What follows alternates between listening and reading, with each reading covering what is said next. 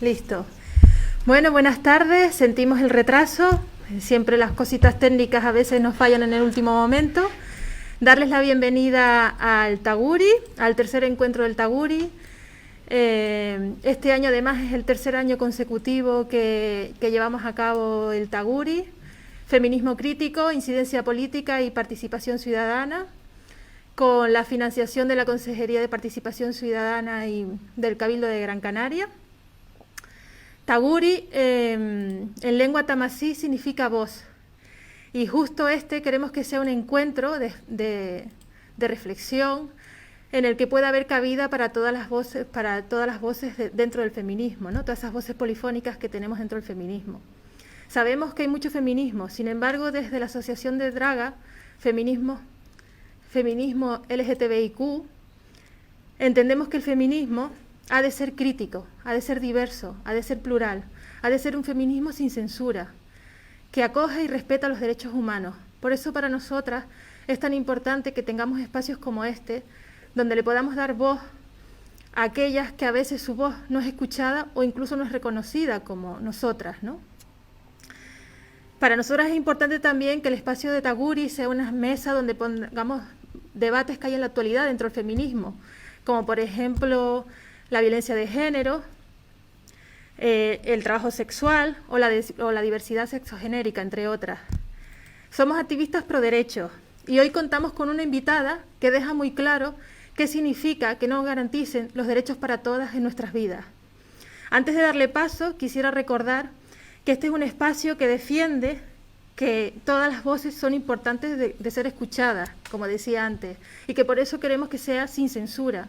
Queremos que sea un espacio que no tenga cabida a mensajes ofensivos o poco constructivos, que sea un diálogo de respeto y de poder escuchar a las protagonistas, porque así que pensamos que debe ser el feminismo, dando espacio a las protagonistas, no lo entendemos de otra forma. Sin más, presentarles, para quien no la conozca, a Georgina Orellano, trabajadora sexual, feminista y secretaria de AMAR, el Sindicato de Trabajadores Sexuales y Trabajadoras Sexuales de Argentina, que como comentábamos antes, hoy cumple 26 años en activo. Georgina nos hablará en primera persona, nos hablará de puta, nos hablará de feminista y seguramente nos hablará de muchas cosas que serán enriquecedoras, porque siempre es un placer escucharla y siempre aprendemos cuando tenemos la oportunidad. Solo decirles que al final de la charla tendremos un espacio para compartir dudas, para comentarios o preguntas que vayan surgiendo en el ratito que estemos escuchándola. Así que nada, sin más, darte las buenas tardes. Georgina. Hola, ¿cómo están? Muy buenas tardes. Gracias por estar hoy con nosotras. Muchas gracias a ustedes, a todas las compañeras, por la invitación y también por cómo sostuvieron, pese a las dificultades que hemos tenido para poder estar hoy acá compartiendo este espacio. Ustedes han sostenido la importancia de un feminismo sin censura y la importancia de que se puedan escuchar a las protagonistas. Genial, a eso vamos, así que te damos la voz y que sea rico. Bueno, muchas gracias. Bueno, muy buenas tardes. Yo soy Georgina, soy trabajadora sexual, secretaria general de AMAR, el Sindicato de Trabajadoras y Trabajadores Sexuales de la Argentina, una organización que nació a fines del año 95, a fines del año 94 y principios del año 95, y que lleva hoy, 11 de marzo, cumpliendo un aniversario de estar organizadas hace 26 años en nuestro país. Una organización que nos costó muchísimo primero construirla, también incorporarla en distintos espacios que se nos fueron de suma importancia justamente estar y ser parte del mismo.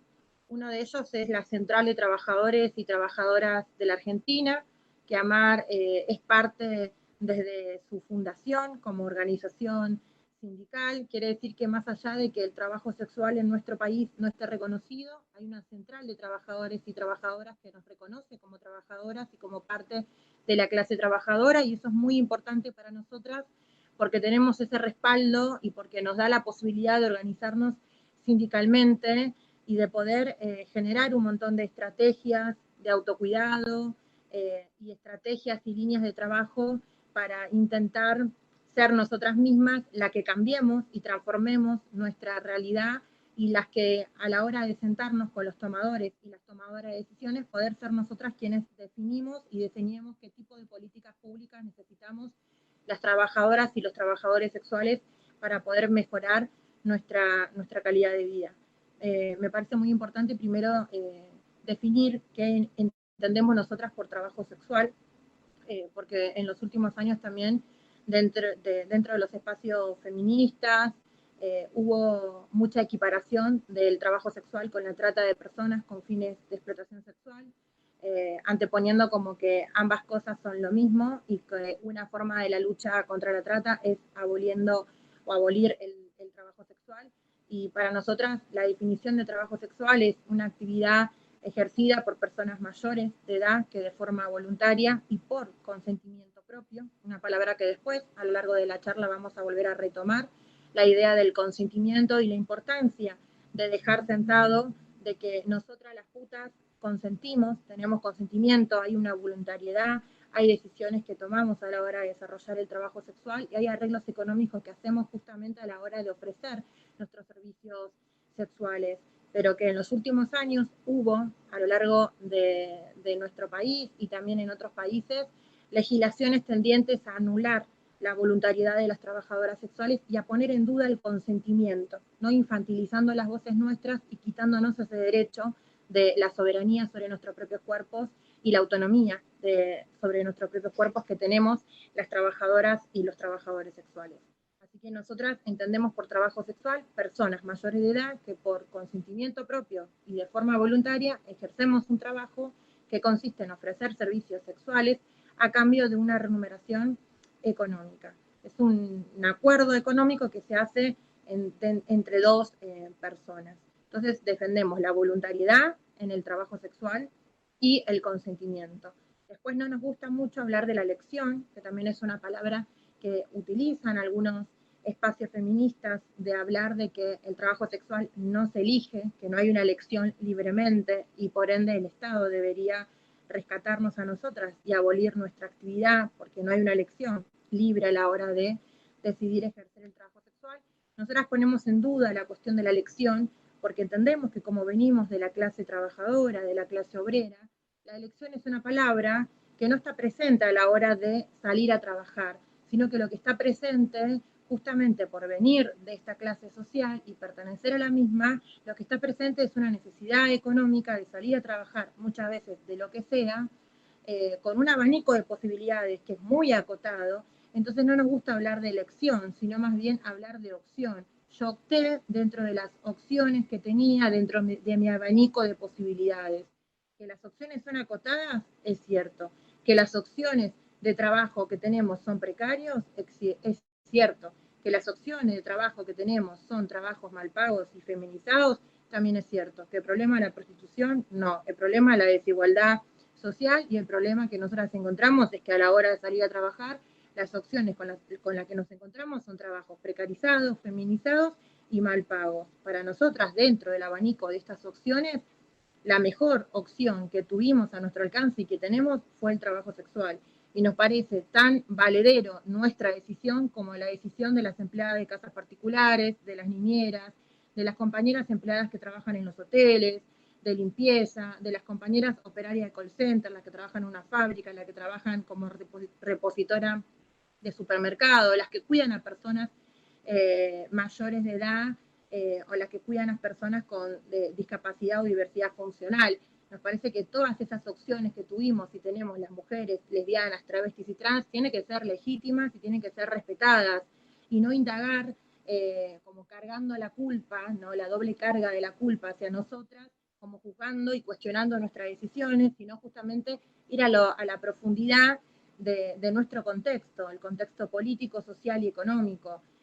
Nosotras no creemos que el problema nuestro sea haber ejercido la prostitución, sino que el problema es que cuando ejercemos la prostitución o el trabajo sexual, nos encontramos con un montón de condiciones laborales, de explotación, de abuso, de coimas policiales y de no reconocimiento de derechos como obra social y jubilación, que hacen justamente y nos empujan justamente a estar organizadas. O sea, nos organizamos a partir de querer transformar nuestra realidad, es decir, esta opción de trabajo es la que quiero, pero yo la quiero mejorar esas condiciones, no quiero ir más detenida, no quiero que existan normativas, leyes de mordanza, que equiparen nuestro trabajo con la trata de personas, porque eso es lo que ha generado, por lo menos en Argentina y con nuestra experiencia de organización hace 26 años, lo que ha generado estas políticas que equiparan la trata con el trabajo sexual, prohibiendo lugares donde desarrollamos nuestro trabajo y formas de organización que tenemos las trabajadoras y los trabajadores sexuales,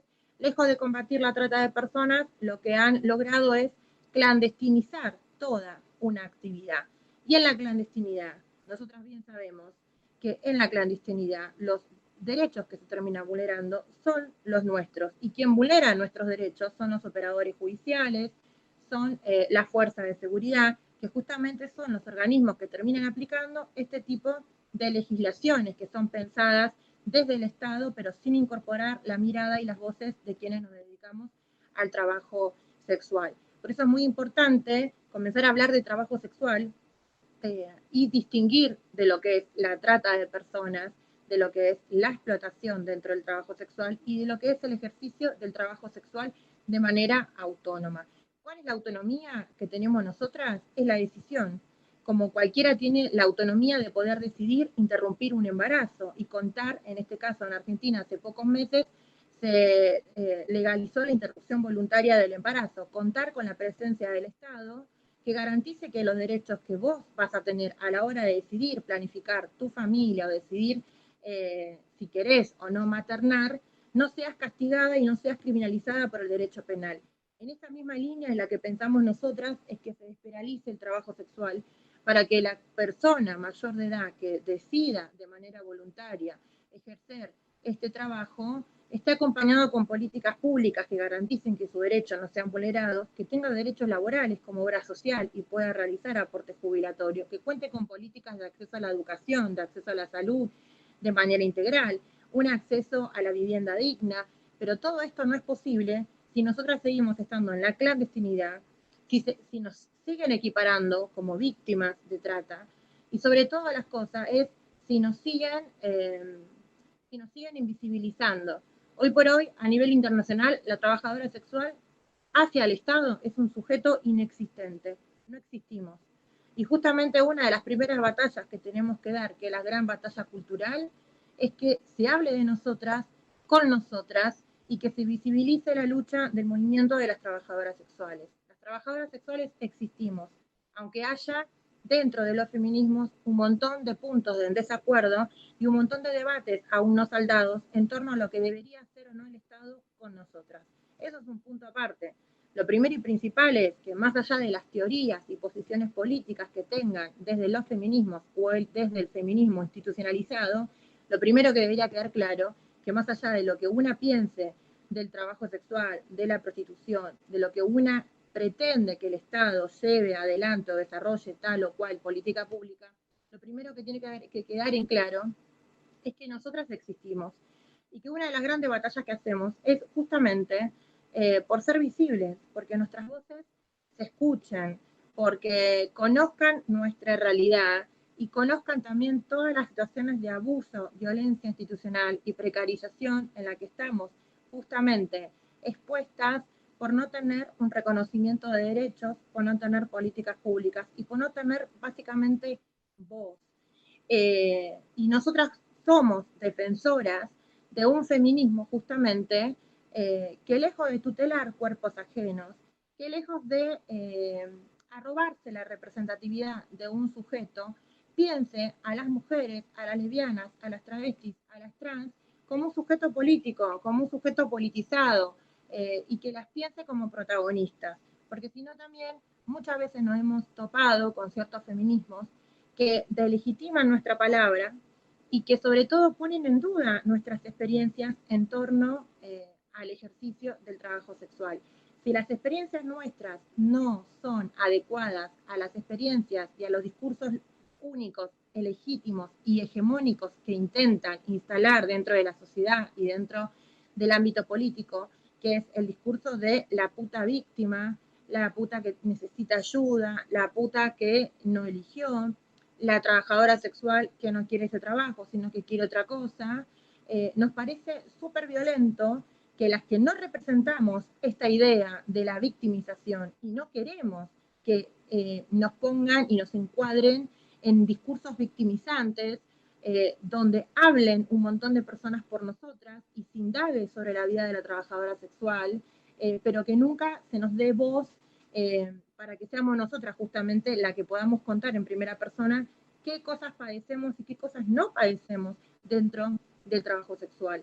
Ese tipo de feminismo con el que nos topamos nos parece súper violento, de intentar poner un discurso único, hegemónico, con representatividad dentro de los debates sobre prostitución y sobre trabajo sexual, y que quienes la que no nos sentimos representadas bajo esta idea de victimización, se nos acuse de cometer actividades delictivas, se nos acuse de que las organizaciones sindicales que supimos construir y que batallamos un montón para ser aceptadas dentro de los ámbitos sindicales, pongan en duda la sindicalización. Eso no le pasa a ningún otro colectivo de trabajadoras y de trabajadores.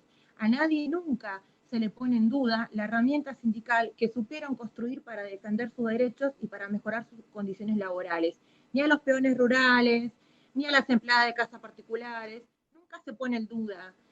Desde los feminismos, de hecho, se celebra, se acompaña, se respeta y se apoya las distintas herramientas organizativas y sindicales que las trabajadoras, sobre todo de trabajos precarios, feminizados y mal pagos, supieron construir y levantan esas banderas de dignificar su trabajo. Pero cuando eso mismo, esa misma herramienta queremos llevar a cabo y esas mismas prácticas que aprendimos, y tenemos ejemplo de muchos otros trabajadores y trabajadoras de distintos mercados laborales, cuando la queremos poner nosotras, la queremos tener nosotras, queremos tener esa misma representatividad, la queremos poner en juego, de decir, bueno, me quiero organizar para sentarnos nosotras con el Estado, para diseñar políticas públicas, siempre se pone en duda, ¿no? Es a la trabajadora sexual, esa es la única, siempre lo decimos esto, esa es la única, al único sujeto político de la clase trabajadora, que se le cuestiona todo, que se deslegitima, que se desacredita, que se pone en duda su palabra, somos las putas. Todo el tiempo tenemos que estar primero respondiendo las preguntas inquisidoras de por qué ejercemos esta actividad. Y eso no es algo que sucede, ni siquiera a la fuerza de seguridad se le pregunta por qué decidieron ser policías o por qué decidieron estar dentro de la fuerza de seguridad de su país, que son los que después terminan reprimiendo a los trabajadores y a las trabajadoras. Pero a las trabajadoras sexuales todo el tiempo se nos indaga nuestras vidas, se pone en duda nuestra palabra, se cuestiona nuestra decisión, se desacredita nuestros testimonios, se desacredita nuestra herramienta sindical. De hecho, hay un montón de discursos dando vuelta de que no existe organización sindical, como también negándonos que nosotras somos como seres incapaces de poder organizarnos, de tener reivindicaciones, de construir un plan de lucha, de tener estrategias como tienen los demás sindicatos y compañeras organizadas. Entonces, eso nos parece que más allá de las discusiones que hay y los debates aún no saldados dentro del movimiento feminista, deberíamos dejar por fuera, ¿no? Hay un montón de compañeras que no están de acuerdo con la lucha de las trabajadoras sexuales. Ahora, lo cierto es que nosotras nunca le pedimos que nos validen nuestra lucha a ese sector del feminismo. Nosotras estamos validadas por nosotras mismas, porque somos nosotras las que en algún momento de nuestras vidas queremos cortar con la precarización laboral, de pagarle coimas a la policía, y sentimos la necesidad imperiosa que para transformar esta realidad no la íbamos a transformar solas, aisladas en las esquinas o hablando con las ya convencidas, sino que era necesario y urgente organizarnos sindicalmente y librar toda una batalla dentro del mundo sindical, del mundo feminista, para que nuestras voces sean escuchadas y nuestros reclamos sean visibilizados. Entonces hay muchas que a veces piensan, bueno, ¿qué lugar pueden tener esas otras que han teorizado durante muchos años sobre nuestras vidas, ¿no? ¿Qué lugar queremos para ella? Y la verdad que nosotras lo que queremos es que se corran. Ese es el lugar que queremos. No queremos que estén delante de nosotras, ni tampoco detrás de un escritorio, donde cuando nosotras vamos a hablar nos cierran la puerta o nunca atiendan el pedido de reuniones que se les llevan desde las organizaciones de trabajadoras sexuales, sino que se corran y que en última instancia apliquen su sororidad, que la sororidad que tiene un sector del feminismo tiene que dejar de ser selectiva. No puede ser sorora únicamente con la que acuerda con tu pensamiento, la que te aplaude todo el tiempo, porque no estás dispuesta ni siquiera a escuchar una crítica. Me parece que la sororidad debe dejar de ser selectiva y tener que estar siempre al lado de la compañera, luchando por mejores condiciones laborales, trabaje de lo que trabaje. Esta es otra de las cosas que también es importante dejar en claro, esta división que hizo históricamente el patriarcado, ¿no? Entre las mujeres buenas y las mujeres malas. Bueno, la verdad que desde los feminismos también hay una división entre las trabajadoras dignas y las trabajadoras indignas. Y no podemos volver a cometer ese mismo error de nuevamente hacer esas divisiones entre las dignas y las indignas.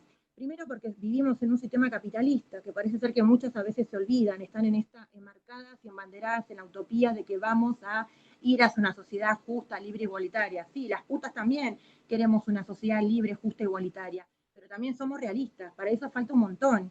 ¿Y qué va a pasar mientras tanto? Mientras tanto nosotras queremos entrar, por lo menos a tener derechos laborales, y después sí, dejar de estar esperando en la fila hasta que algunas se pongan de acuerdo de qué debería hacer el Estado con nosotras. Y entender que vivimos en un sistema capitalista donde todas y todas somos explotados, donde explotamos una parte de nuestro cuerpo, donde hay malas condiciones laborales, donde hay acoso dentro de los mercados laborales, donde hay violencia dentro de los mercados laborales, pero el único trabajo que quieren abolir, quieren prohibir y quieren criminalizar como una forma de combatir la explotación, la trata de personas, el machismo y el patriarcado es el trabajo sexual. Y la pregunta siempre es, ¿por qué te interpela tanto solo el trabajo sexual, solo la explotación de las trabajadoras sexuales, y no te interpela tanto la explotación de las compañeras en las maquilas? ¿Por qué no te interpela tanto la explotación de las compañeras de las empleadas domésticas? ¿Por qué no te interpela tanto la explotación de las compañeras que trabajan en talleres textiles, que terminan haciendo la ropa, que muchas veces algunas feministas son las que usan y ni siquiera se interpelan si esa ropa que compró, cuántas horas fue dedicada a diseñarse y cuánto han pagado, ¿no? Cuánto le han pagado a las trabajadoras, que siempre le pagan mucho menos, pero muchísimo menos de lo que después se pone a la venta. Entonces, esta es otra de las cosas que nosotros queremos poder dejar en claridad. Nosotras somos las primeras que criticamos todas nuestras malas condiciones laborales. Nosotras no nos tienen que decir que en el trabajo sexual hay explotación. Nosotras lo sabemos, por eso nos organizamos, porque no queremos ser más explotadas, porque defendemos la autonomía dentro del trabajo sexual, porque defendemos las distintas formas de organización que tienen las trabajadoras sexuales y los trabajadores sexuales. Tampoco nos tienen que venir a contar si nuestro trabajo es o no, o le hace o no el trabajo fino al patriarcado. También hemos sufrido violencia de género, pero no en el trabajo sexual. Hemos sufrido violencia de género y fuimos víctimas de violencia de género, y también tenemos muchas compañeras que fueron víctimas de femicidio dentro del matrimonio, que fueron víctimas de femicidio y de violencia de género dentro de la institución del amor romántico. Y de hecho, la tasa de femicidio siempre se da, y los números lo dicen, que estamos más en peligro quedándonos en nuestras casas que parada en la esquina ejerciendo el trabajo sexual. Otra de las cosas es, siempre se nos cuestiona y se nos pone a nosotras como la responsable de todos los problemas sociales. Nuestra existencia habilita que haya explotación, la existencia de la puta habilita que haya más trata de personas, la existencia de la puta habilita que haya más machismo, más femicidio, más violencia de género, más acoso callejero. Pero lo cierto es, a ver, que los clientes de las trabajadoras sexuales, que también hay mucho debate en torno al rol del cliente, nosotras siempre lo dejamos de claro que los clientes de las trabajadoras sexuales son machistas, porque no son marcianos, porque viven y son criados bajo esta cultura patriarcal. Después hay que pensar, ¿es trabajo, responsabilidad nuestra reeducarlos o tenemos que reeducar a todos los varones? Y eso tiene que ser un trabajo encomunado dentro de todos los feminismos y también con presencia del Estado, porque si no pasa a ser como que nosotros tenemos que luchar contra la trata, contra la explotación, contra el machismo, contra el patriarcado, contra el acoso, contra el capitalismo. O sea, tenemos que tener tantas luchas que se nos impone esa responsabilidad. Y la verdad que una de las grandes batallas que nosotros tenemos que dar y librar todos los días es la batalla contra el estigma, que esa es una batalla durísima, que es poder reivindicarte como trabajadora sexual, visibilizarte, sentarte y contarle a tu familia y a tu entorno familiar, a tus hijos y a tus hijas, quienes somos madres, lidiar con el estigma que también es trasladado a los hijos y a las hijas de las trabajadoras sexuales, enfrentarnos a juicios donde se pone en riesgo la tenencia de nuestros hijos y de nuestras hijas y nuevamente se indaga sobre nuestro trabajo, sobre nuestro modo de vida, se indaga sobre nuestra decisión, se pone en duda nuestro rol maternal. Parece ser que la puta puede ser únicamente puta y no puede ser mamá, porque o sos una cosa o sos la otra, y ahí volvemos nuevamente a esta división entre las buenas mujeres y las malas mujeres. No, la puta si es puta, mamá no puede ser, porque la maternidad también tiene todo un velo de sacralidad y de romantización dentro de nuestro sistema machista. Entonces también batallamos rompiendo como esta idea y este imaginario social que siempre nos ubica a nosotras como la mujer mala. Tampoco queremos ser las mujeres buenas, pero me parece que hay que dejar de hacer esas divisiones entre las buenas, las malas, las dignas y darnos cuenta que somos todas distintas, que somos todas diferentes, lo que más hace la diferencia en este caso es la mirada moral, los prejuicios y el desconocimiento, y por eso hacemos mucho hincapié en la visibilización de nuestro reclamo, de nuestras organizaciones, de nuestro pliegue de demandas. Después, muy pocas veces son las participaciones que nos dan para poder contar las situaciones que atravesamos por ejercer el trabajo sexual en la clandestinidad. Porque nos pasamos horas intentando convencer a la otra o al otro de por qué decidimos ejercer el trabajo sexual e intentar dejar por sentado que es una decisión voluntaria y por consentimiento propio. Todo el debate queda estancado ahí, con teorías, con frases, con argumentos de un lado y del otro, pero son muy pocas veces las oportunidades que tenemos para contarle cuáles son todas las precarizaciones que atravesamos por ejercer un trabajo en la clandestinidad. Que muchos y muchas por ahí conocen que no tenemos derechos laborales como obra social, como jubilación. Pero lo peor de todo es que trabajar en la clandestinidad a nosotras nos supone de tener que hacer siempre arreglos económicos con las fuerzas de seguridad. Eso es el trabajo sexual clandestino. Hay un arreglo y hay un mercado que subsiste a través de nuestra precarización. Y a veces, muchas veces cuando nosotras nos dicen, ustedes le hacen el trabajo fino al patriarcado, del otro lado, imponiéndonos su verdad como la única verdad absoluta, negando nuestra capacidad de decisión y poniendo palos en la rueda para que no avancemos en la conquista de nuestros derechos, lo que terminan haciendo en el juego es a que exista el mercado paralelo de las coimas policiales y la caja policial está intacta y que mientras siga el trabajo sexual clandestino nos expongan a que nosotras sigamos teniendo que pagarle a la policía para que nos deje trabajar de manera tranquila, que no seamos expulsadas las compañeras migrantes que migran a otros países para ejercer el trabajo sexual, que no nos genera antecedentes penales, que no quedemos detenidas, porque también cuando quedamos detenidas, ahí comienzan otro tipo de problemas que tienen que ver con las que somos mamás solteras, ¿no? Denuncia de los vecinos porque nos desaparecimos 2 o 3 días y no volvimos, estuvimos presas por ejercer el trabajo sexual de manera clandestina y justamente estamos presas porque en Argentina, como en la mayoría de los países, existen normativas que le dan ese poder a la policía para poder detenernos, acusarnos, violentarnos, todo de manera arbitraria. Entonces, esa es una de las grandes problemáticas que nosotras tenemos. Nosotras queremos que el trabajo sexual sea reconocido, justamente para dejar de pagarle a la policía y ser objeto de persecución policial. Y nadie puede estar a favor de la violencia institucional.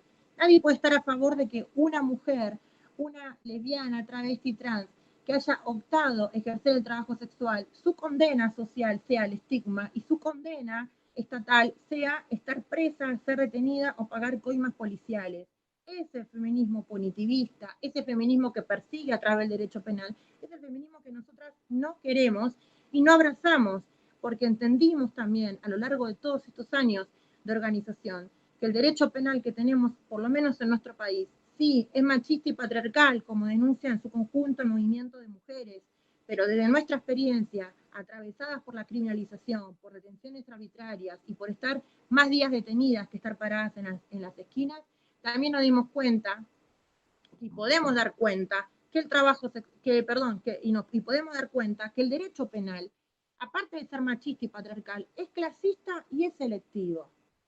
Y cuando selecciona a su sujeto que va a perseguir, al sujeto de persecución, justamente selecciona a las racializadas, a las migrantes, a las personas de color, a las que trabajan por fuera de la lógica del sistema capitalista y desde sus saberes realizan trabajos informales que se enmarcan dentro de la economía popular.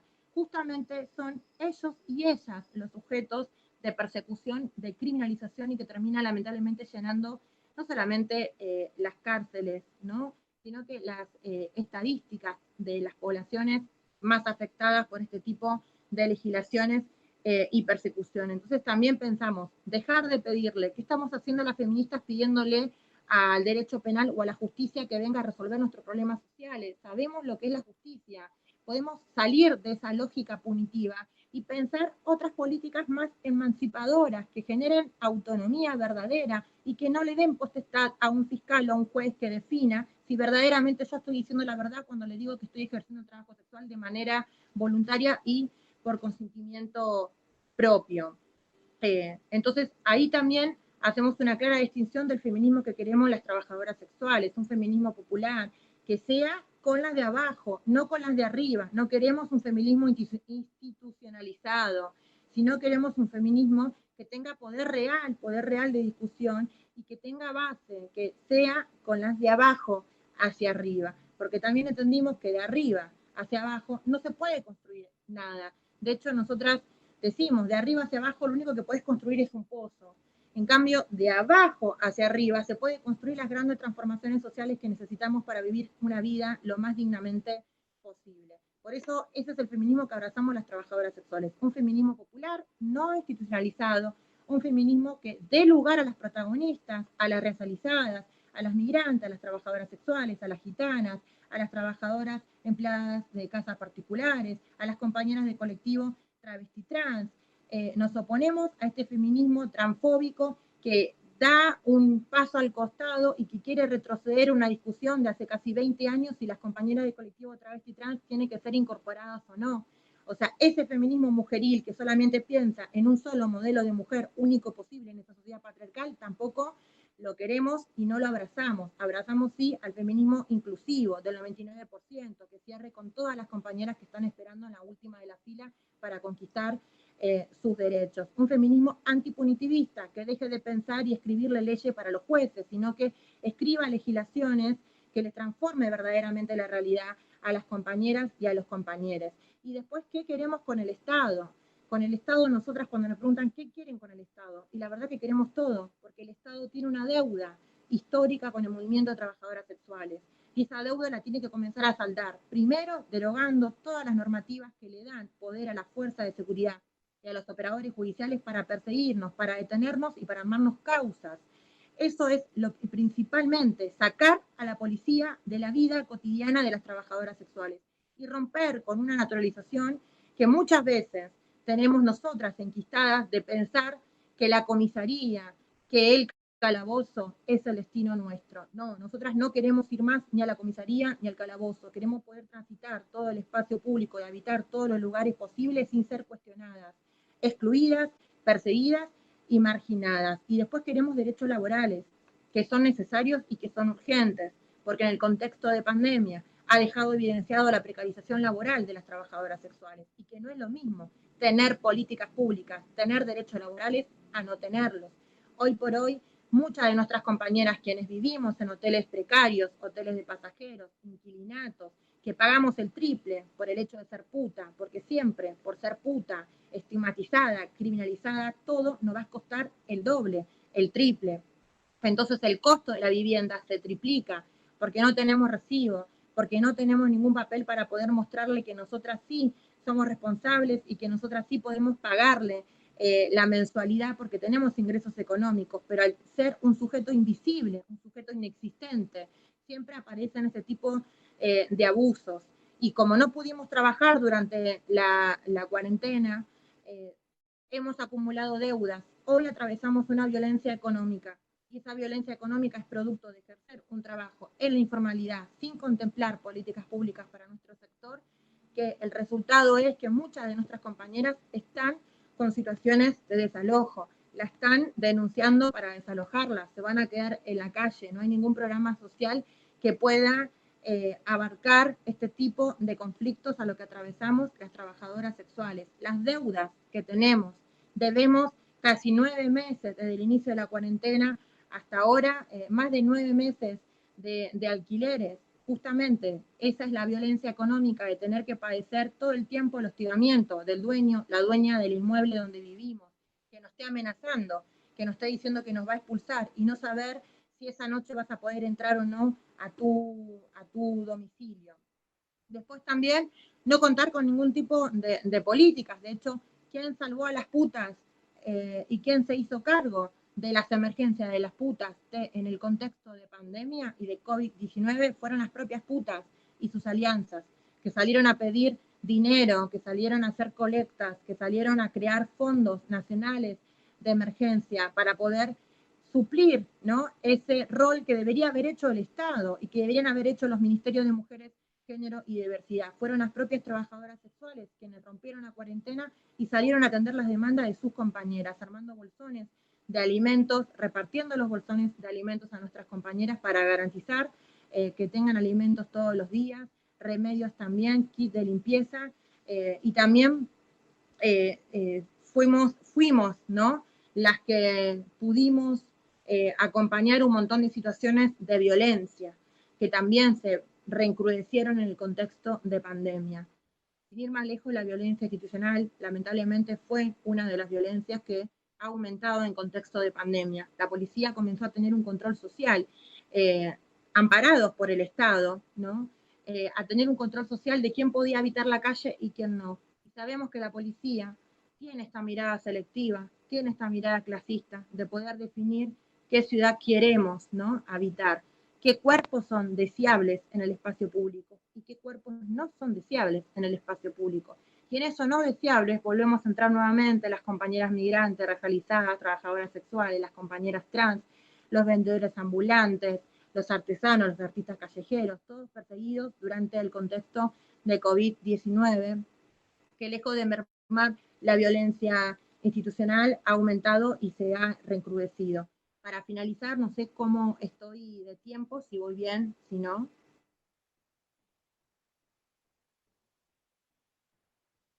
¿Voy bien de tiempo? Bueno, para finalizar, quería por ahí introducir algo que está sucediendo en España, que nosotras ya lo hemos vivido hace casi 10 años atrás, y poder contar cuáles fueron las consecuencias de implementar políticas, cuáles fueron las consecuencias de la implementación de políticas sin haber escuchado lo que tenemos para decir las trabajadoras y los trabajadores sexuales. En España se está discutiendo una ley de libertad sexual. Justamente esta ley viene a apaciguar todo un reclamo del movimiento de mujeres, reclamos sociales a partir del caso que es conocido como La Manada. Eso nos hace a nosotras referencia de hace 10 años atrás, cuando se discutía la reforma de la ley de trata. También una reforma que fue empujada sin tener el debate propicio, sin haber incluido nuestras voces, sin escuchar también nuestras preocupaciones, y también fue llevada a cabo en un contexto para apaciguar un reclamo social que en ese momento había y se llevaba a cabo un juicio de una mujer desaparecida en una provincia del norte de nuestro país, y fue tan el reclamo social que salió a la calle y el clamor social justamente producto de que los 3 imputados por la desaparición de esta joven en un juicio público y oral que se llevó a cabo en la provincia de Tucumán quedaron sobreseídos. El movimiento feminista, movimientos sociales salieron a la calle a pedir justicia, se autoconvocaron en la mayoría de los palacios de justicia nacional, provinciales y municipales pidiendo una reforma, pidiendo que se endurezcan las penas, pidiendo cárcel a los culpables, pidiendo que no quede este caso impune. Y esa reforma de la ley que venía siendo un caballito de batalla del sector abolicionista, punitivista de la prostitución, comenzó a darse forma y se trató de un día para el otro en secciones extraordinarias, sin debate alguno, se aprobó por mayoría, y eso para nosotras fue un antes y un después dentro de nuestro movimiento. ¿Por qué fue un antes y un después? Porque empezaron a haber allanamientos en los lugares de trabajo de nuestras compañeras, empezaron a clausurarle los inmuebles donde vivían, allanamientos sin orden judiciales, porque justamente la reforma de esta ley le da más potestad a la policía, que no necesita una denuncia en una fiscalía, tan solo una denuncia anónima puede ingresar a los domicilios particulares de las trabajadoras sexuales, a hacer allanamientos. Los allanamientos en el 90% de los casos fueron de manera violenta, le han robado las pertenencias de valor a nuestras compañeras y también los ahorros económicos que tenían con ellas, sobre todo compañeras migrantes de República Dominicana y compañeras de Perú, que al no tener la posibilidad de la bancarización, teníamos con nosotras siempre nuestros ahorros económicos.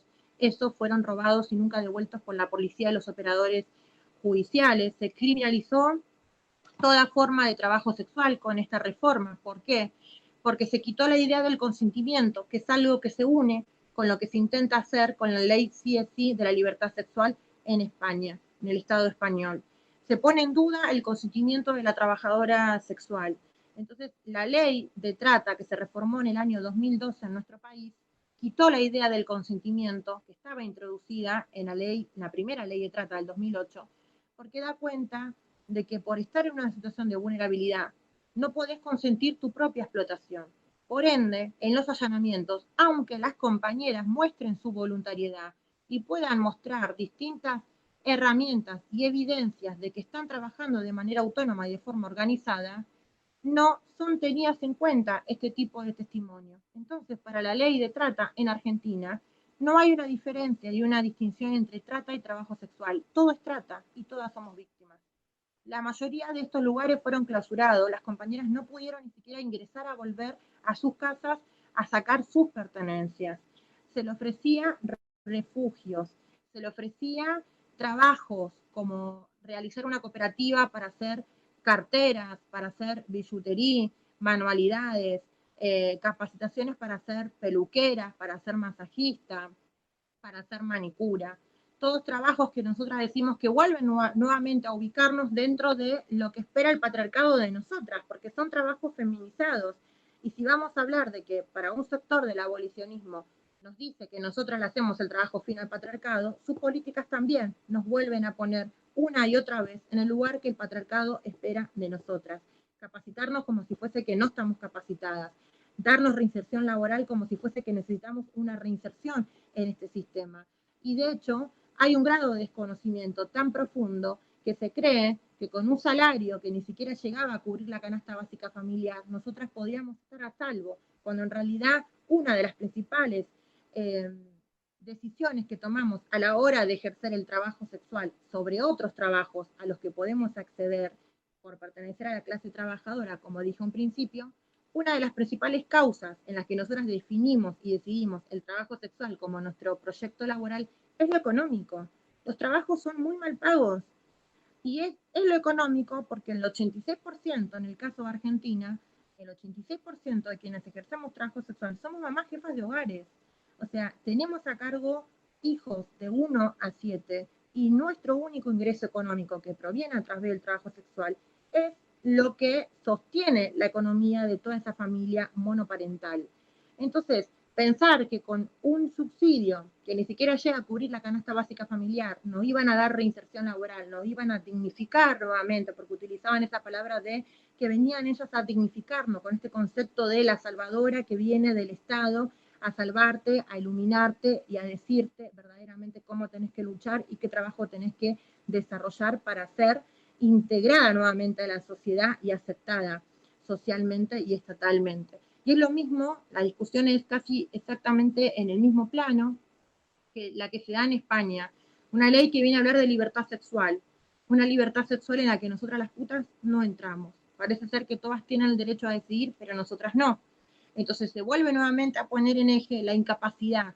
Pensarnos como seres infantiles. Es tan violento, es muy violento pensar que nosotras no podemos decidir por nosotras mismas, que necesitamos la potestad del Estado, que necesitamos el rescate del Estado y la protección del Estado, cuando nosotras del Estado necesitamos otras cosas, no que se metan en nuestras camas y que definan quién es libre y quién es no, quién está consintiendo y quién es no. Y que de hecho lo que va a suceder de aprobarse esta legislación en España es lo mismo que nosotras hemos vivido hace 10 años atrás, que es criminalización, persecución policial, compañeras que van a ser desahuciadas, compañeras que no van a tener vivienda, compañeras, ¿qué va a pasar con las compañeras migrantes? Que de hecho acá también fue una de las grandes preguntas que nos hicimos cuando se reformó la ley de trata. Las compañeras de República Dominicana, cuando las encontraban en este tipo de inspecciones dentro de los lugares de trabajo, se les ofrecía un pasaje para que se vuelvan a sus países. Entonces también dentro de estas legislaciones se esconde un control de la migración, ¿no? Hay también oculto detrás de esto expulsiones a muchas compañeras migrantes, y eso también a nosotras nos parece no solamente violento, sino que nos parece que el feminismo no tiene nada. Eso no es feminismo, y no en nuestro nombre. No en el nombre del feminismo se puede llevar a cabo una ley del sí es sí, cuando para nosotras no existe posibilidad de decisión y cuando se nos borra el consentimiento. Eso que siempre el feminismo, desde sus inicios, intentó defender tanto en lo social como en lo estatal, la autonomía de las personas, la soberanía de nuestros cuerpos, mi cuerpo, mi territorio. En el caso de las trabajadoras sexuales es mi cuerpo, territorio de las feministas abolicionistas que definen qué es lo que tengo que querer para mi vida y lo que no. Y ese tutelaje es violento cuando se está tratando acá de personas mayores de edad organizadas que nos autopercibimos trabajadoras sexuales, que nos organizamos y que queremos otra cosa, que no queremos esto, no queremos alternativas laborales, no queremos ser salvadas, no queremos que hablen por nosotras, queremos ni más ni menos que otra cosa, que es la que tienen, porque no es que queremos algo que no puede darnos el Estado, queremos algo que tienen los trabajadores y las trabajadoras, que es el piso de reconocimiento del movimiento obrero. Queremos derechos laborales y queremos ser legales, salir de la clandestinidad y dejar de ser parte de la caja policial.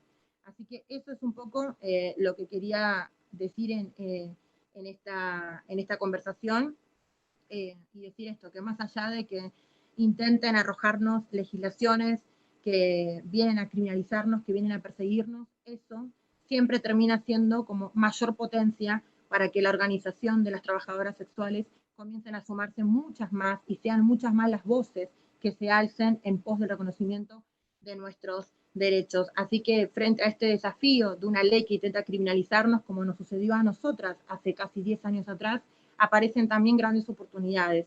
AMAR hasta el 2011 era solo una organización de trabajadoras sexuales de la calle. A partir del 2012 hasta el momento incorporó a casi todas las formas de trabajo sexual que existen en nuestro país. Trabajadoras sexuales y trabajadores sexuales que trabajan en redes sociales, compañeras que trabajan en bares, compañeras y compañeros que trabajan en departamentos privados, que trabajan en sus casas, compañeras que trabajan a través de webcamer, compañeras que hacen porno feminista, compañeras que venden pack y que venden un contenido erótico, compañeras que ahora a través del contexto de pandemia se han volcado a la virtualidad y ofrecen servicios a través de llamadas por WhatsApp, hacen encuentros a través por las plataformas de Tinder o las plataformas digitales de Facebook, Twitter, Instagram, Entonces también hay una posibilidad de que esas compañeras, por supuesto, van a aparecer cuando se lleve a cabo esta ley, y está la posibilidad de organizarlas. Ese es el gran desafío, tener una potencia de una organización consolidada y que seamos muchas, pero muchas las trabajadoras sexuales, que salgamos a reclamar por nuestros derechos y que demos cuenta de lo peligroso que es hablar en nombre de todas. Gracias, Georgina. La verdad estoy convencida, reitero lo importante que es escuchar la realidad en primera persona, y estoy convencida que muchas de las personas que nos están escuchando compartirán esta opinión. A ver, cositas que nos han ido preguntando según hemos ido. Dice, hola Georgina, no puedes imaginar el orgullo que es escucharte. Tengo una pregunta, ¿por qué crees que existe una corriente del feminismo que estigmatiza tantísimo el trabajo sexual? Porque yo, desde la experiencia que tenemos nosotras, desde Amar, creo que hay un feminismo atravesado por la moral. Es volver nuevamente a uno de los puntos que hemos tocado en esta conversación, que hay explotación en muchos trabajos, que hay muchos trabajos que terminan como denigrando a las personas, pero que el único trabajo que genera conmoción social en cierto sector del feminismo es el trabajo sexual. Y nos parece que es más lo sexual que el trabajo lo que le genera conmoción social. No pensar que vos podés explotar tus manos, podés explotar tu cerebro, podés explotar tus piernas, podés explotar tu espalda, y está todo bien con eso. Pero si vos explotás tu sexualidad, ahí aparece todo este cruce de debates. Entonces nos parece que hay una cuestión meramente moral. Sí. Además, con esto de la moralidad, algo que ya también has ido tocando a lo largo de tu exposición, la dureza del estigma, que muchas veces atraviesa más que incluso las propias decisiones, ¿no? Totalmente. Sí, malas mujeres, ni hablar de que somos malas y malas madres, que no tenemos la capacidad de poder maternar, porque el trabajo que decidimos no es acorde a poder desarrollar una maternidad libremente, que es uno de los argumentos que nos encontramos en las distintas fiscalías cuando acompañamos casos de trabajadoras sexuales que luchan por la tenencia de sus hijos y de sus hijas. Justamente. Lo comento porque justo estos días te oí hablando de cómo había sido a veces más duro esos 8 años, aguantar el estigma y sentirte en esa sensación de no poder decir quién eres y qué haces, que en sí mismo a veces las condiciones que también estamos luchando para que sean mejores, ¿no? Uh-huh. Mira, otra de las cuestiones que suele salir cuando aquí hemos dado, por ejemplo, el espacio, esta pregunta suele salir bastante a menudo, que es la idea de si un cliente en un momento dado puede identificar si una puta es autónoma, independiente, o puede ser una mujer que esté en alguna situación de trata.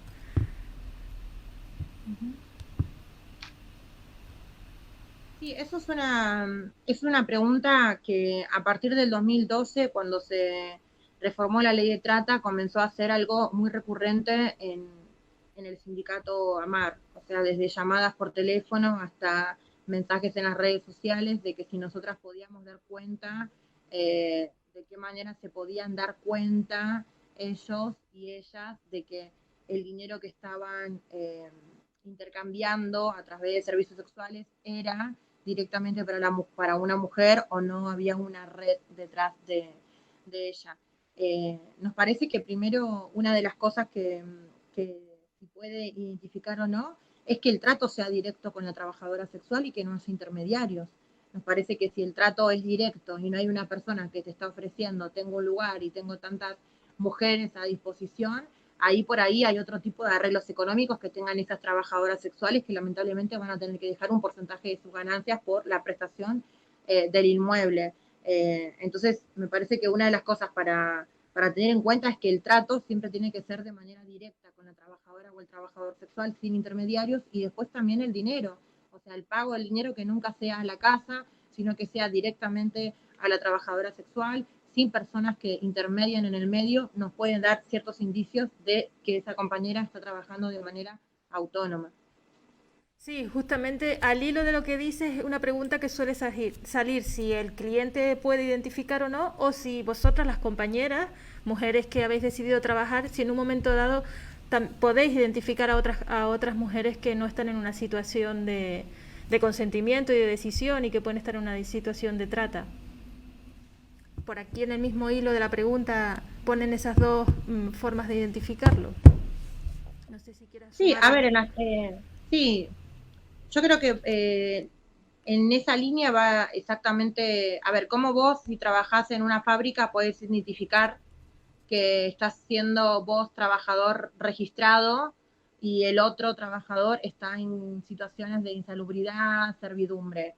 Ahí es muy fácil, porque tu trabajo está reconocido, entonces es muy fácil ir a ver si esa otra persona que entró a trabajar está registrado o no está registrado. Acá el problema es que nuestro trabajo está clandestino.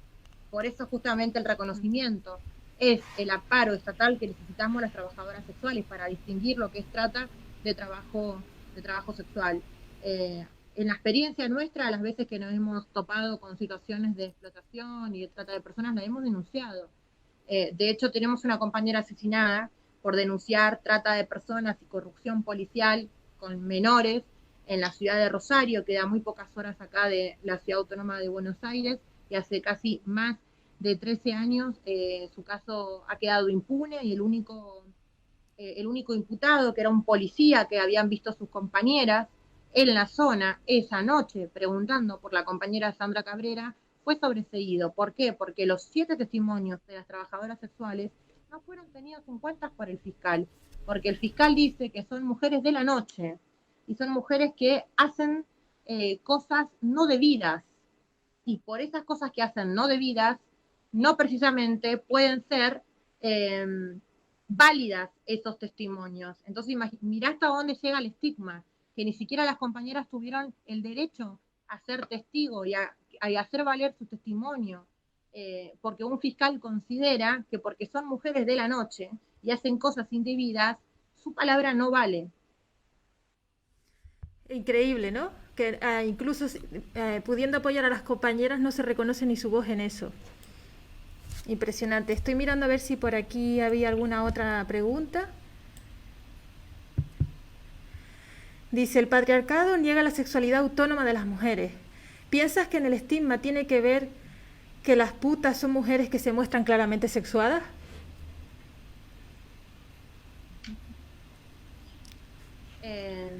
A ver, yo creo que el patriarcado nos instaló en nuestras cabezas una sola idea de relacionarnos sexoafectivamente y con ciertos contratos que son legítimos en nuestra sociedad.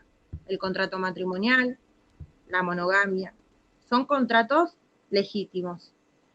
Y ha puesto límites, y en esos límites que ha puesto de respetar hasta acá nomás, todo lo que queda por fuera de esos contratos legítimos, atravesados por el amor romántico, la monogamia, el matrimonio, son todos contratos que no van a ser respetados hasta tanto el Estado no decida generar un debate propicio, como ha pasado acá en nuestro país con la ley de matrimonio igualitario, por ejemplo. Hasta que no habilite para que sea un debate político donde se incluyan las voces de las personas involucradas y sigan hablando otras personas que generan más estigmas, que generan más prejuicios, que generan más desconocimiento, no vamos a poder lograr avanzar hacia poder disfrutar una sexualidad libremente, porque en realidad muchas feministas exigimos disfrutar una sexualidad libremente, pero también hay que preguntarle qué creen ellas por el disfrute sexual. No, yo he escuchado muchas que dicen, bueno, en mi cama hago lo que quiero. Bueno, que ese sea el derecho para las putas también, porque las putas también tenemos el derecho de decidir que en nuestras camas hacemos lo que queremos y nos podemos acostar con quien queremos, esté el amor, esté el contrato monogámico o esté un contrato económico. O sea, que lo que hace la diferencia es lo que el patriarcado nos ha metido a nosotras en la cabeza. Y que lo podemos dar todo, pero todo por amor y todo desde la gratitud. Y que la única forma que no podemos hacer una transacción económica es a través de la oferta de servicios sexuales, porque después ofrecemos un montón de otras cosas en otros trabajos. En otros trabajos están puestas las emociones de las personas, está puesto el cuerpo de las personas, todo por una remuneración económica. Pero acá el problema es que nosotras pedimos una remuneración económica con un servicio y con una parte del cuerpo que el patriarcado nos ha enseñado desde muy pequeñas y muy pequeños que no puede estar atravesado a través del dinero, que solamente es aceptado si está atravesado a través del amor y si es atravesado a través de la gratitud. Entonces ahí creo que empiezan como una de las grandes batallas que nosotras tenemos que dar. Así como un sector del feminismo nos enseñó que eso que llaman amor es trabajo no pago, como las amas de casa, bueno, eso que llamaron amor durante mucho tiempo fue trabajo no pago, porque nunca en esas relaciones tampoco estuvo presente el deseo de la mujer, siempre es a merced del deseo de los varones, y siempre las que terminamos perdiendo somos nosotras, perdiendo económicamente, emocionalmente, perdiendo la autonomía, perdiendo el deseo y no teniendo verdaderamente un derecho al placer. Entonces, claramente, creemos que sí, que nosotras tenemos que dar una gran batalla, pero no solo las putas, sino todas las que quieran vivir una sexualidad libremente, donde no haya limitaciones. La limitación la ponemos nosotras, que no sea el Estado quien te ponga los límites, que no sea la iglesia y ni las religiones que te pongan los límites. Y ojo, que tampoco sean las feministas institucionalizadas que te pongan los límites, porque ellas podrán disfrutar la sexualidad de una manera, y nosotras podemos disfrutarla de otra. Y eso no nos hace enemigas, sino que nos hace justamente entender que somos distintas, que somos diversas. Y todas válidas, ¿no? Has hablado mucho de alianzas y de autoorganización y de lo importante de estar organizada. Aquí en Canarias la autoorganización de las trabajadoras sexuales anda invisibilizada y no tiene el mismo carácter que en Argentina. Claves o aprendizajes que podrías trasladarnos subrayando el proceso sindical de ustedes para la autoorganización de otras trabajadoras sexuales. Que no hay que apurar los procesos. Eso es clave, que no hay que apurar los procesos organizativos, que se van a dar cuando se tengan que dar, pero sí, mientras tanto, poder generar y habilitar que el camino propicio para que se den con contextos favorables. A nosotras nos ha pasado que muchas veces hemos viajado a provincias donde no están las trabajadoras sexuales organizadas y a partir de ir a los medios de comunicación, hacer actividades, eso da pie a que las compañeras comiencen a pensar la organización como una posibilidad, pero también son distintos procesos que llevan adelante las personas. En una provincia fuimos una vez y ya la segunda vez en el mismo año las compañeras se organizaron. Y también han tenido que ver ahí las alianzas, organizaciones que prestaron sus sedes para que las compañeras se sientan en un espacio seguro para poder organizarse, para poder definir su estrategia. Y le ha costado mucho más en aquellas compañeras en provincias donde están como un poco más solas, que las aliadas son muy pocas, o que no tienen por ahí una apertura dentro ni del feminismo ni del Estado para poder ser escuchadas. Entonces también tienen que ver mucho los contextos. Acá nos cuesta mucho en las provincias donde está muy atravesado por la iglesia. En esa sociedad nos cuesta muchísimo más, porque no es lo mismo ser puta en una ciudad de la capital federal, como es en el caso de Argentina, que ser puta en una provincia del norte, que está atravesada por toda la estructura eclesiástica y donde la compañera va a padecer el estigma, ella, su familia y su entorno, mucho más de lo que podemos padecer y batallar nosotras en las grandes ciudades. Qué bueno. Pues en principio comentarios y dudas hemos podido atenderlas a todas. Había otra que hablaba sobre qué opinabas de todo el proyecto que hay aquí ahora con la ley de libertad sexual, pero yo creo que esta ya has dado un espacio y has contestado ampliamente. Entonces, no sé si quieres sumar algo más como cierre al espacio, algo que te gustaría compartir. Sí, por ahí retomar un poco de lo que vos me dijiste ahí sobre el final, sobre cuáles son las consecuencias emocionales y psíquicas que tenemos las trabajadoras sexuales, que muchas veces hemos hablado eso con las compañeras y con los compañeros. De hecho, dentro de los servicios de asistencia social que ofrecemos aquí en Argentina, aparte de tener y contar con asesoría legal gratuita para las trabajadoras y los trabajadores sexuales, con asistentes sociales. También incorporamos en el último año, el año pasado, en contexto de pandemia, un equipo de psicólogas sociales. Y incorporamos justamente, y se dio en un contexto de pandemia, por la angustia que representó la pandemia y atravesar la pandemia sin poder trabajar, con deudas económicas, no saber cuándo va a ser el día en la que podés volver a trabajar, y si trabajás, si va a ser lo mismo que antes, si vas a tener ingresos económicos para poder cubrir todas las deudas que te generó estar inactiva durante tantos meses y no teniendo ningún respaldo por parte del Estado. Por eso habilitamos la asistencia psicológica y social para nuestras compañeras por producto de la pandemia, ¿no? Quedarte sola en casa, a compañeras que le ha agarrado quedarse en su lugar de trabajo por ahí, no tener la posibilidad de volver a sus casas, esas compañeras que trabajan haciendo lo que nosotras acá llamamos tipo golondrina, que trabajan 3 meses en un lugar, 3 meses en otro y después vuelven a su lugar de residencia y con su familia. Entonces todo eso ha generado mucha angustia. Y lamentamos mucho que siempre cuando se hable de la cuestión emocional y psiquis de las trabajadoras sexuales se apele nuevamente al pánico moral. Ese pánico moral que aparece siempre y tanto para frenar las conquistas de las minorías. Es el mismo pánico moral que aparece con la ley trans en España, es el mismo pánico moral que apareció hace muy poco con la ley de interrupción voluntaria del embarazo en Argentina. Es el pánico moral que viene a frenar todos procesos de transformaciones en nuestras sociedades y a poner límites, ¿no? Y decir, bueno, hasta acá han llegado, más de acá no se puede avanzar. Y el abolicionismo apela mucho al pánico moral. Se parece mucho a los grupos antiderechos que lucharon para que el aborto no sea una conquista en Argentina. De hecho, manejan mucho las mismas argumentaciones y las mismas estrategias de censura, de escrache, de difamación, de desacreditar nuestros testimonios con acusaciones muy violentas, ¿no? Que pasamos a ser un sujeto pasivo para ellas a ser un sujeto criminal, porque no pueden entender que somos un sujeto político. Entonces, tienen muchas de esas estrategias.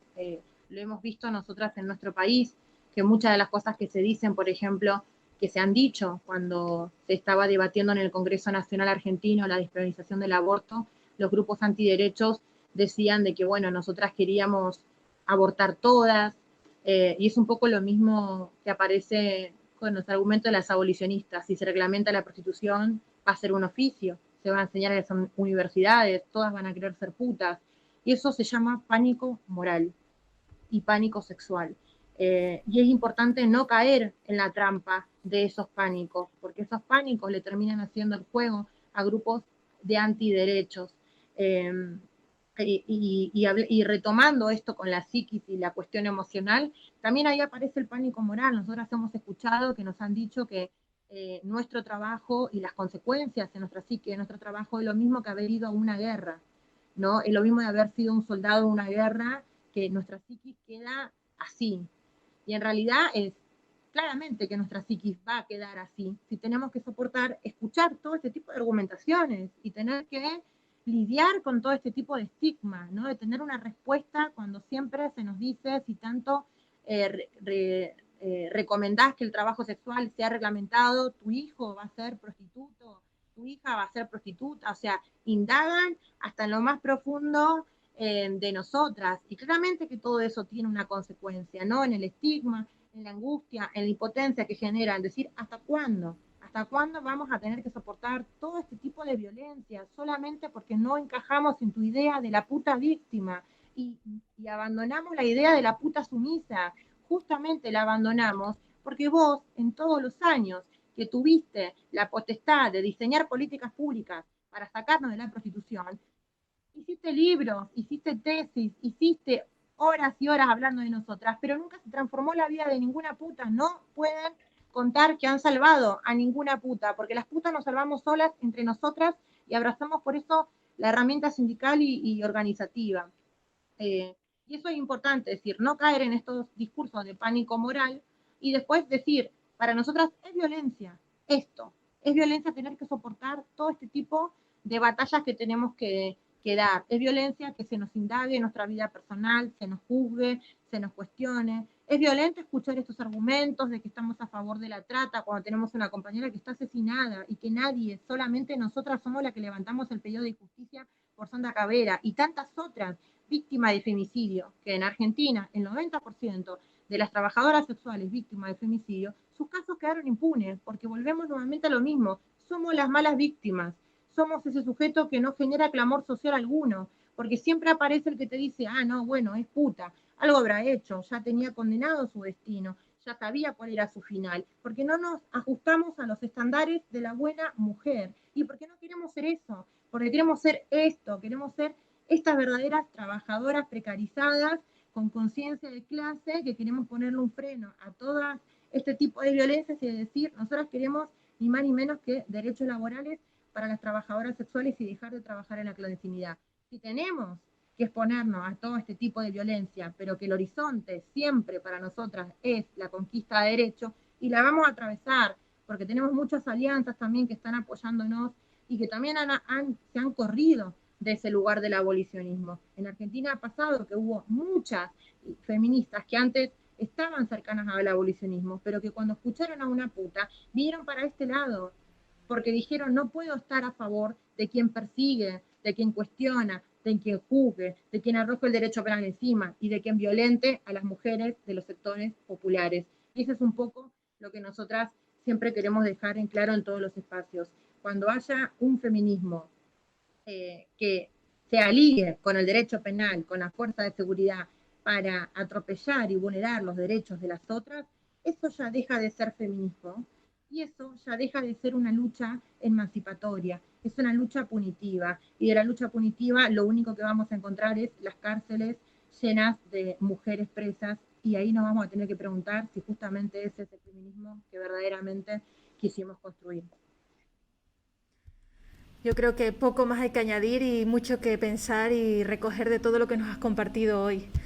La verdad que te escucho y pienso en hacer el ejercicio de cómo puede suponer esto de estar siempre cuestionadas hasta límites tan insospechables como lo que estás contando, y vivir desde esta idea de no reconocidas, ¿no? Entonces, de tantas cosas que has dicho hoy que me parecen importantísimas y que me gustaría que quienes nos escuchen puedan recogerlas y abrir así la reflexión y esa mirada, como dices, de que cuando se oye a las protagonistas, en este caso cuando se oye a las trabajadoras sexuales, cuando se oye a las putas, podemos ver otras miradas y realidades que desconocemos.